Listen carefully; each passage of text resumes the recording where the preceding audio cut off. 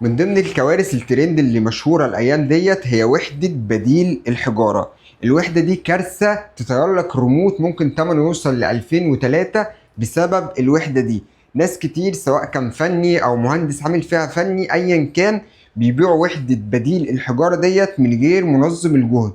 يعني على سبيل المثال الريموت دوت بياخد الحجرين بتوعه بيبقوا 3 فولت، تيجي انت تبيعه بالوحدة ديت بتطلع لك بالبورده ديت بتطلع لك 4 فولت.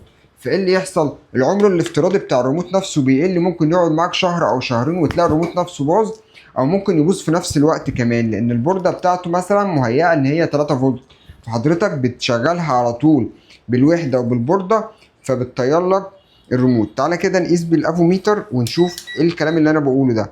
دي دلوقتي الوحده من غير منظم جهد اللي هو الريجريتور، دي مطلعه لك 3.8 او 3.9 زي ما انت شايف كده، ولما كمان بتتشحن ممكن تعدي ال 4 فولت. طيب ديت متركب فيها اللي هي الريجريتور دوت منظم الجهد اللي هو ال 3 فولت. فايه اللي يحصل؟ اللي يحصل اللي هي هتطلع لك 2.9، دي 1.5 فولت بتاع بديل الساعة، بطلع لك 1.5 فولت بالظبط. طب نشوف الريجريتور اللي هو بديل الريموت. بص كده معايا مطلع لك 2.9 فولت، ويوم ما يشحن ما بيعديش ال 3 فولت.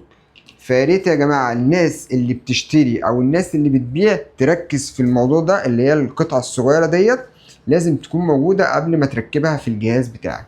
بس كده، لو عندك اي استفسار اكتب لي في الكومنتات، والفيديو الجاي ان شاء الله هعلمك ازاي تركب الريجوليتور علشان ما يحصلش اي مشكلة في الجهاز بتاعك.